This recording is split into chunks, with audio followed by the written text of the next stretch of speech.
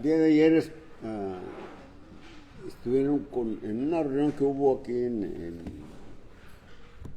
una reunión de damas, una pareja, dos mujeres, ¿verdad? Que hemos estado o estuvimos el año pasado, pues, enseñándole el Evangelio, enseñando lo que el hombre necesita para estar en paz con Dios. Y pues dijeron, sí, vamos a estar ahí, ¿verdad? Y pues así siempre sucede, ¿verdad? Y preparé una lección para ello, pero es para recordar también nosotros lo que Dios ha hecho para que el hombre se salve. El apóstol Pablo escribe a los Gálatas en el capítulo 4 y versículo 4, y escribe diciendo: cuando vino el cumplimiento del tiempo, Dios envió a su Hijo, nacido de mujer y nacido bajo la ley. Y pues muchas escrituras del Antiguo Testamento, empezando con Génesis 3:15, ¿verdad? Cuando hubo la caída del hombre, ¿verdad? Por la desobediencia, por pecar, por hacer a un lado la palabra de Dios. En Génesis 3:15, Dios le dice a la serpiente: enemistad pondré entre ti y la mujer, entre su simiente y la simiente tuya. Tú le herirás en el calcañar, pero la simiente de la mujer te herirá en la cabeza, ¿verdad? Y pues pasaron los siglos, pasaron milenios, miles de años, y lo que dice el apóstol Pablo, lo que habían mencionado los profetas, en cuanto a una virgen concebirá y dará a luz un hijo. Y llegó ese momento. Cristo nació conforme a la ley, vivió bajo la ley y cumplió la ley, y la cumplió por toda la humanidad. Y en su ministerio pues despertó el odio del pueblo de Israel, y terminaron aprendiéndolo, juzgándolo, condenándolo, crucificándolo, ¿verdad? Y sepultándolo. Pero no se quedó allí en la tumba, resucitó al tercer día, y durante 40 días anduvo apareciéndose a los apóstoles y a otros hermanos, a otros discípulos en distintas ocasiones. De tal manera que el penúltimo domingo, o sea, un domingo antes de Pentecostés, el Señor es levantado y alzado al cielo.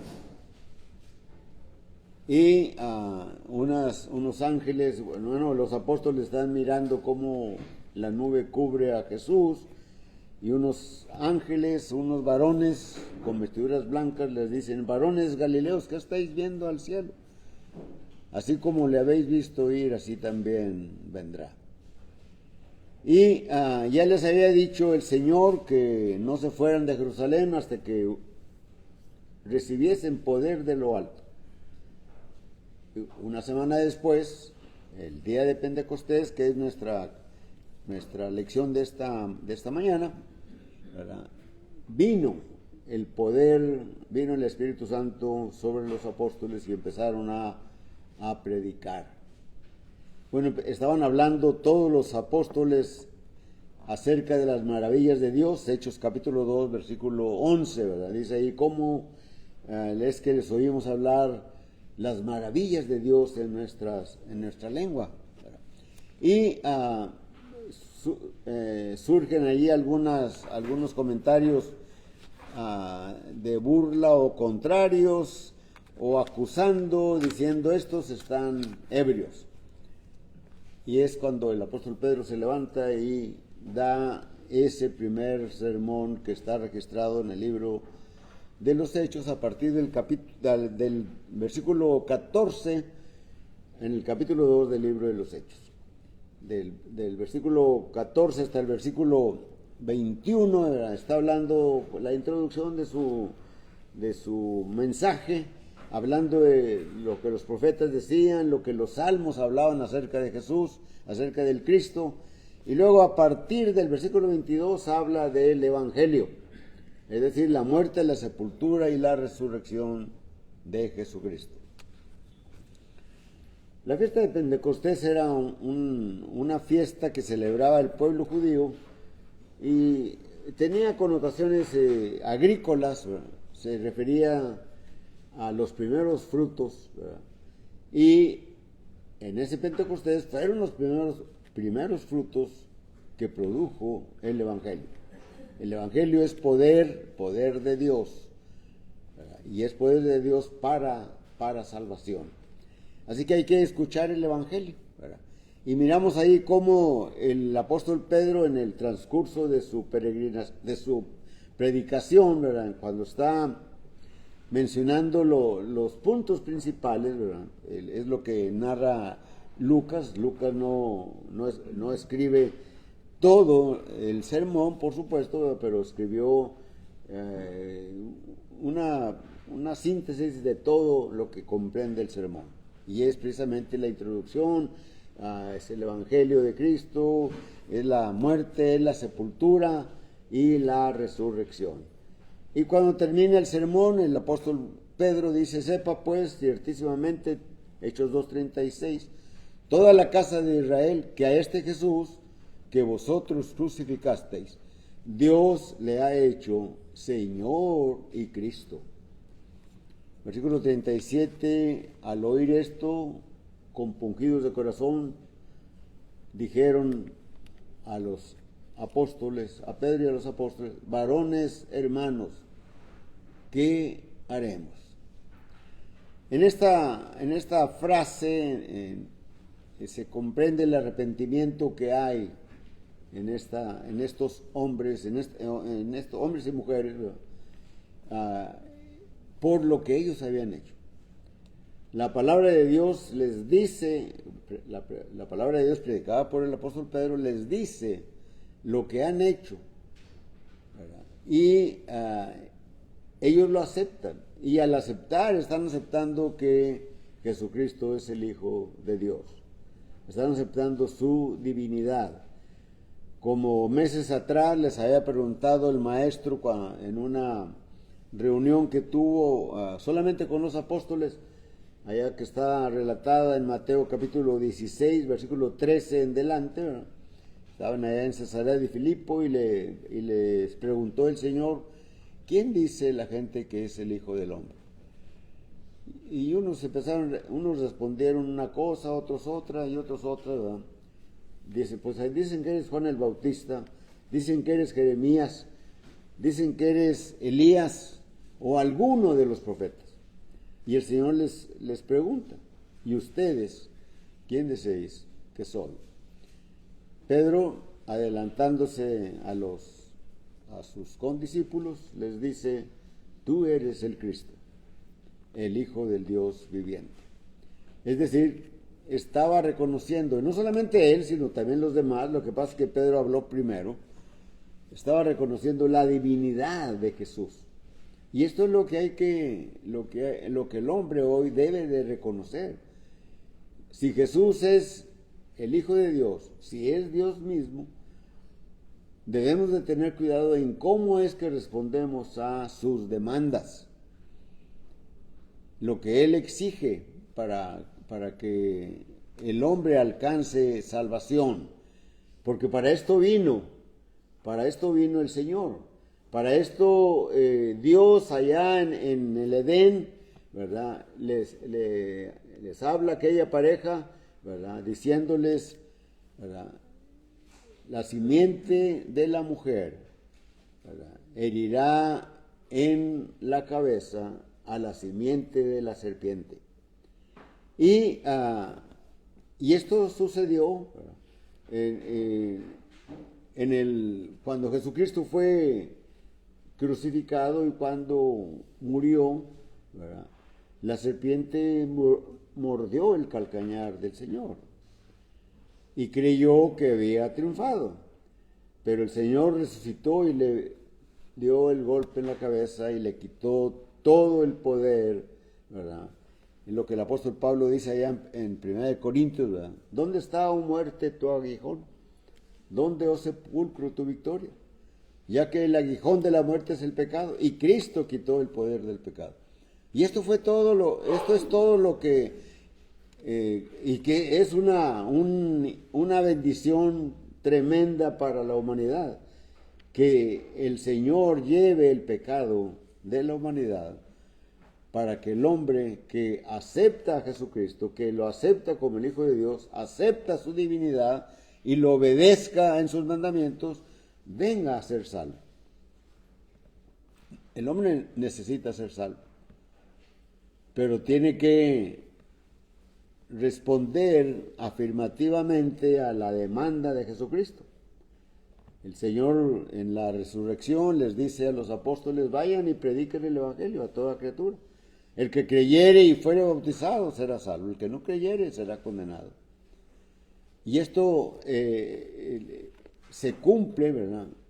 En esa semana antes que el Señor fuere alzado, el Señor les da los planes divinos para evangelizar. Los apóstoles preguntaron: Señor, ¿restituirás el reino de Israel en este tiempo? Y el Señor les responde: no os toca a vosotros saber los tiempos y las sazones en que el Señor ha puesto todo en su potestad. Dice: mas me seréis testigos en Jerusalén, en toda Judea, en Samaria y hasta lo último de la tierra. Esa es la gran comisión que trasciende el tiempo y llega hasta nosotros. Debemos de hablar del Evangelio. Debemos de hablar de la obra que Jesucristo hizo en aquella cruz, ¿verdad? Donde consiguió nuestra redención, donde pagó nuestras culpas. Y todo aquel que acepta a Jesucristo y le obedece, oye, cree, lo obedece, arrepintiéndose y bautizándose, recibe el perdón de pecados y el don del Espíritu Santo. Así que esto es lo que se inicia con Pentecostés, ¿verdad? Una fiesta en la que en el Antiguo Testamento celebraban los primeros frutos, ¿verdad?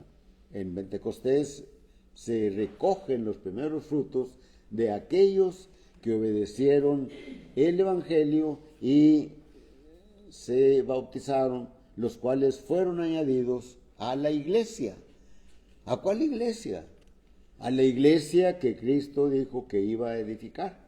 Mateo capítulo 16, versículo 18, ¿verdad? Dice cuando el Señor le dice a Pedro: bienaventurado eres Simón, hijo de Jonás, cuando Pedro reconoció la divinidad de Jesús, que no te lo reveló carne ni sangre, sino mi Padre que está en los cielos. Y yo también te digo que tú eres Pedro, y sobre esta roca edificaré mi iglesia. ¿Cuál iglesia? La iglesia de Él, de Cristo. ¿Cuál roca? Esa gran verdad que es Cristo Jesús como Hijo de Dios. El que vino a cumplir todo lo que el hombre no podía cumplir con respecto de Dios. Por eso el apóstol Pablo, cuando escribe a los Corintios en su segunda carta, capítulo 5 y versículo 21, ¿verdad? Leemos allí: al que no conoció pecado. ¿Quién no conoció pecado? Jesucristo, el Señor, el Hijo de Dios, no hizo pecado. Dice, al que no conoció pecado, dice, por nosotros lo hizo pecado. ¿Cómo Dios hizo a Jesús pecado por nosotros? Porque Él cargó el pecado de la humanidad. Por eso el Señor cuando está en la cruz, ¿verdad?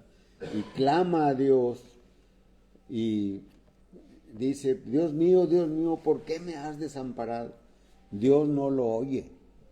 Y Dios no lo oye porque el Señor está cargando el pecado de la humanidad. Es decir, allí va mi pecado, tu pecado, el pecado de todo el mundo, no solamente de esta generación, sino desde Adán para acá. Cristo cargó el pecado de todo. Y le dice a Pedro, cuando Pedro confiesa que Jesucristo es el Hijo de Dios, ¿verdad? Dice, sobre esto que has dicho, sobre esta roca, porque es una roca inmensa, edificaré mi iglesia, la iglesia de Él. No había mucha idolatría, estaba la ley de Moisés, estaba por decirlo así, la religión judía, ¿verdad? Pero es todo lo que veo. Y dice, Cristo edificaré mi iglesia. Y la iglesia la edificó el Señor en Pentecostés. Allá en el versículo 47, en el versículo 42 de Hechos 2, 41 y 42, dice la Escritura, así que los que recibieron su palabra fueron bautizados y se añadieron aquel día como 3,000 personas. ¿Quiénes fueron los que se bautizaron? Los que recibieron su palabra. No los que la oyeron.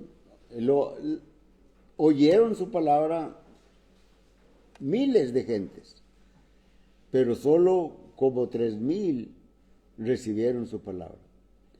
Así como a cada uno de nosotros cuando empezamos a reunirnos en las reuniones de la iglesia, por primera vez oímos el Evangelio, ¿verdad?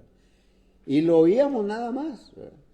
Por una semana, 2, un mes, un año o más años incluso, algunos años, ¿verdad? Pero cuando recibimos la palabra, la obedecimos. Recibirla es aceptarla y decir, sí, esto es así. Cristo es el Hijo de Dios. Por eso el apóstol Juan, cuando vio el peligro que estaba surgiendo en la iglesia, dentro de la iglesia, a finales del primer siglo, escribió su evangelio, el evangelio de Juan, a finales del primer siglo, años 80 y tantos, ¿verdad? O 90 y tantos, no sabemos exactamente, ¿verdad? Pero el propósito de escribir Juan su evangelio fue para que la gente entendiera que Jesús era el Cristo. Ahí en Hechos 20, en el Evangelio de Juan, capítulo 20, versículos 30 y 31, escribe el apóstol, hizo además el Señor Jesús muchas otras señales, que no están escritas en este libro. Pero las que están escritas para que creáis que Jesucristo es el Hijo de Dios. Y para que creyendo tengáis vida en su nombre. Y cuando la Escritura menciona los verbos así, cuando son traducidos del griego a los idiomas de las distintas naciones, no se alcanza a ver lo que está escrito o lo que está diciendo en el idioma original, ¿verdad? Cuando dice los que creyeron, los que recibieron, ¿verdad? Para que todos los que creyeran, ¿verdad? Tuvieran vida. Pero que creyeran es algo, es un verbo en presente, pero que está continuamente. Es decir, no creo ahorita, ¿verdad? Y ya. No, creo ahorita y sigo creyendo siempre. A los que creyendo, ¿verdad? Fueron bautizados. Para que los que creyeran, ¿verdad? Tuvieran vida eterna. Y nosotros tenemos esa vida eterna. Por supuesto que si somos infieles, la podemos perder. Necesitamos ser constantes, ¿verdad? Y permanecer en su palabra. El apóstol Pablo escribe a los Corintios en su primera carta, capítulo 15 y versículo 58, escribe el apóstol: así que, hermanos míos, estad firmes y constantes. Así que, hermanos míos, estad firmes y constantes. Y lo que sigue: creciendo en la obra del Señor siempre. No nada más un ratito, siempre, sabiendo que vuestro trabajo en el Señor no es en vano. 1 Corintios capítulo 15, versículo 58. Así que, hermanos míos, amados, estad firmes y constantes. Por eso estamos aquí en este primer día de la semana. Porque venimos a adorar a Dios. Venimos a motivarnos a las buenas obras, al amor y a las buenas obras. El escritor a los hebreos, ¿verdad?, en el capítulo 10 y versículo 25, ¿verdad?, menciona acerca: no dejes de reunirte, no dejando de reunirse, y más cuando veis que aquel día se acerca. No dejen de reunirse, como algunos tienen por costumbre, dice el escritor a los hebreos. Entonces, ¿por qué no debemos dejar de reunir? Porque cuando nos reunimos, participamos de la adoración en conjunto. Todos los días son de adoración, pero como iglesia, el primer día de la semana nos reunimos, oramos, oímos la oración del hermano que preside, unimos nuestras voces para cantar las alabanzas a Dios, somos enseñados con la escritura, ¿verdad?, con las clases, con la predicación, y sobre todo recordamos lo que Jesucristo hizo en aquella cruz del Calvario por nosotros. Cuando participamos del pan, recordamos que Cristo murió en lugar nuestro. Nosotros debemos de morir, pero Él murió en lugar nuestro. Cuando comemos el pan y cuando tomamos el jugo de la vid, ¿verdad?, recordamos la sangre que el Señor derramó para redimirnos, para rescatarnos, para pagar nuestro rescate. Como dice Lucas allá en el libro de los Hechos, capítulo 20 y versículo 28, cuando manda a traer a los ancianos de Éfeso, ¿verdad?, él les dice, ¿verdad?, que deben de, a ver, déjenme, sobre todo dice: velad por vosotros, les dice a los ancianos, velad por vosotros, es decir, primero ellos, ¿verdad?, y luego dice: y por el rebaño en el que el Espíritu Santo os ha puesto por obispos para apacentar la iglesia del Señor, la cual Él ganó con su sangre. Él con esa sangre, ¿verdad?, nos redimió, ¿verdad?, nos pagó el rescate nuestro. Lo que mencionamos hace unos momentos en 2 Corintios 5, 21, ¿verdad? ¿Sí? Al que no conoció pecado, por nosotros lo hizo pecado, haciéndonos justicia de Dios en él. Y ese Pentecostés, aquel primer Pentecostés, después de aquella Pascua en la que murió el Señor, ¿verdad?, la iglesia fue edificada en Jerusalén. ¿Por quién fue edificada la iglesia? Pues por el Señor, porque es de Él, la iglesia de Él. Edificaré mi iglesia, no una denominación, no una fiesta como hay algunas de pentecosteses, dicen, ¿verdad?, iglesia pentecostal, ¿verdad? No, la iglesia de Él. Él ganó con su sangre.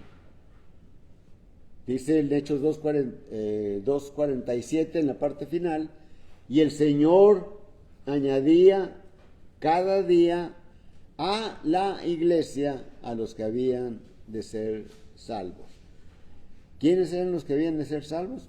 Todos aquellos, como estaba diciéndolo nuestro hermano Antonio en la clase hoy, ¿verdad? Todos aquellos que oyen el Evangelio, lo creen, ¿verdad?, se arrepienten, confiesan que Jesucristo es el Hijo de Dios y se bautizan. Se bautizan. Y el Señor, con el bautismo, mueren al pecado. Nosotros morimos al pecado cuando nos bautizamos. Y como morimos al pecado, fuimos sepultados. Lo que significa la palabra bautismo, ¿verdad? Sumergir, introducir, ¿verdad?, dentro del agua. No rociar, no verter el agua sobre la cabeza o el cuerpo de la persona. Fuimos bautizados, morimos al pecado. ¿Y cómo morimos al pecado? Es lo que dice nuestro Señor Jesucristo. Allá se lo dice a Nicodemo, ¿verdad? Allí en el capítulo 3, versículo 5, ¿verdad? Del 1 al 5 y más textos, pero en el 5 dice: de cierto os digo, si no naces de agua y del Espíritu, no puedes entrar en el reino de Dios. No puedes entrar en el reino de Dios. Y lo dice esto mismo con otras palabras, ¿verdad?, en el capítulo 1 también del Evangelio de Juan y versículo 11, ¿verdad?, cuando dice: a lo suyo vino y los suyos no le recibieron.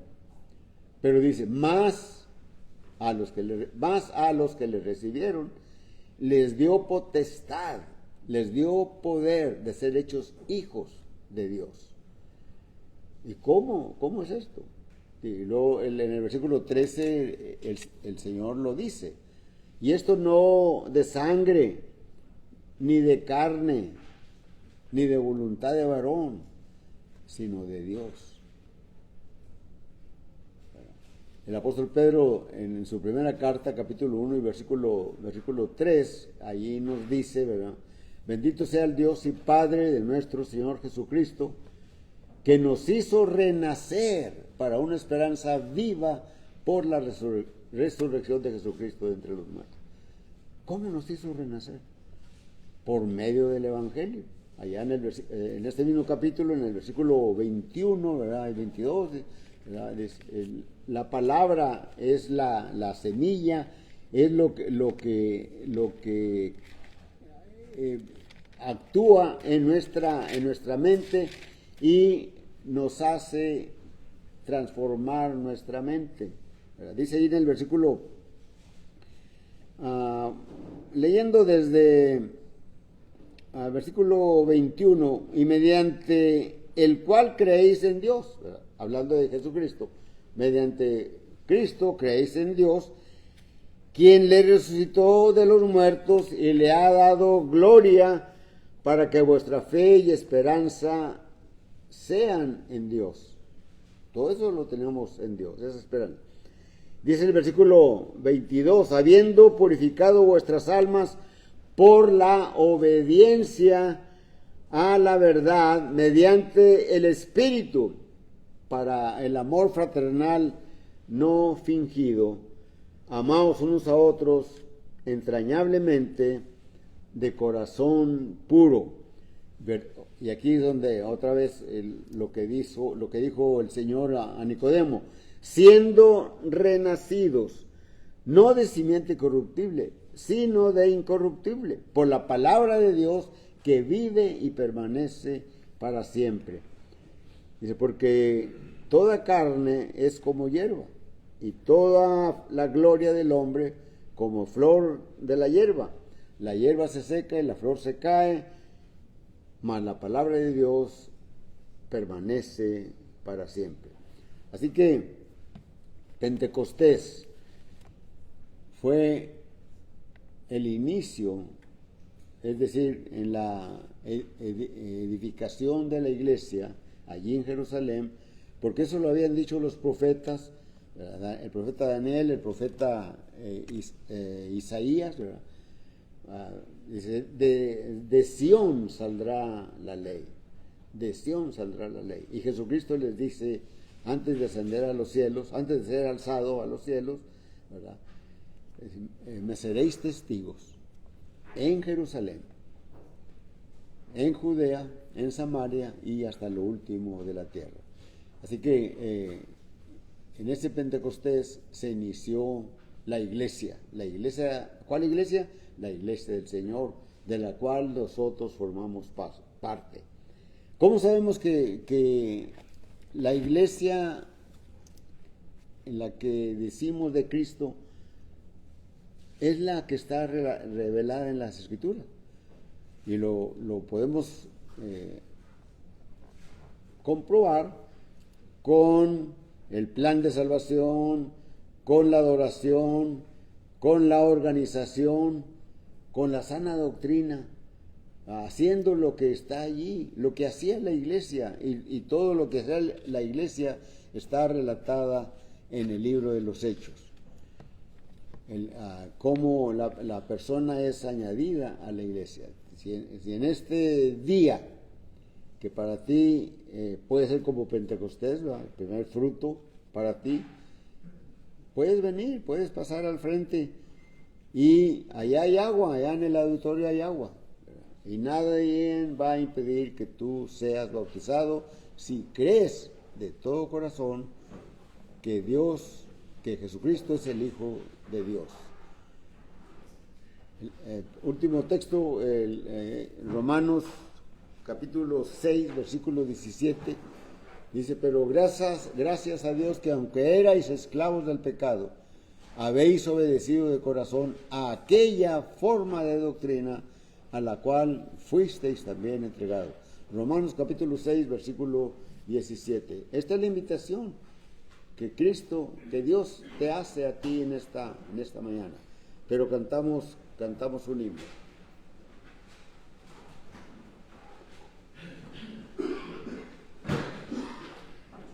No, 233. Primera y última estrofa, 233. Cantemos.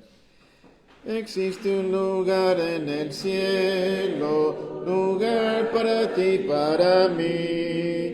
Verdades divinas nos dicen, qué hermoso el cielo ha de ser, qué hermoso el cielo ha de ser. Hogar de los hijos de Dios, lugar de reposo alcanzado, qué hermoso el cielo ha de ser. Las aguas de vida emanan y los salvos podremos beber. Qué gran regocijo tendremos, qué hermoso el cielo ha de ser. Hermoso el cielo ha de ser, hogar de los hijos de Dios, lugar de reposo alcanzado, qué hermoso el cielo ha de ser.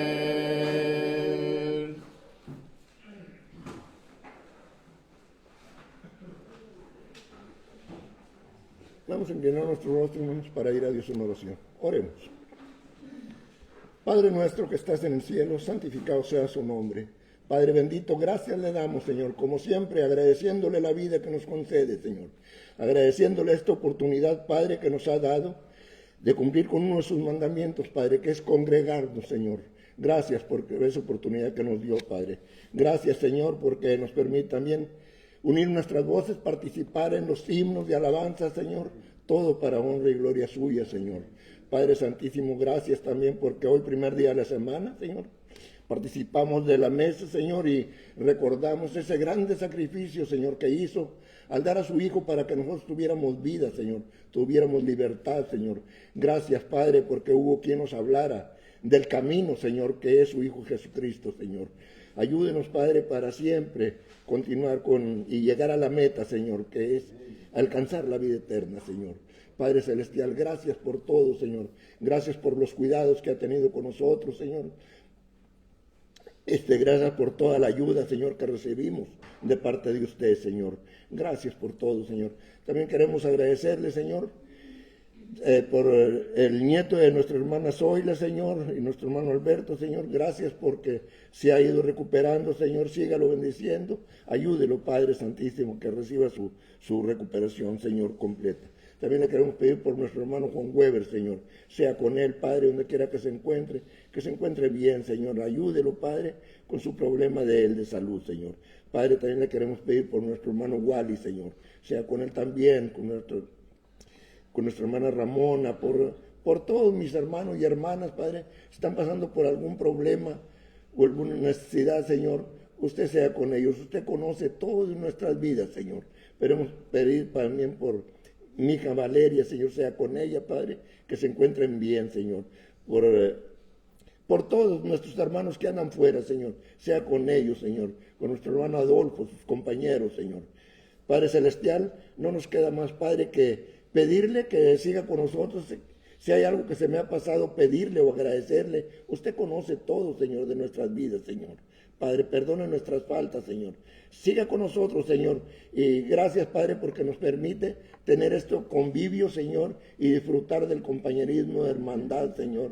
Y disfrutar también, ya hemos recibido el alimento espiritual, Señor. En unos momentos más recibiremos el alimento físico. Bendígalo, Padre Santísimo. Todo se lo pedimos en el bendito y glorioso nombre de su Hijo amado Cristo Jesús. Amén, Señor.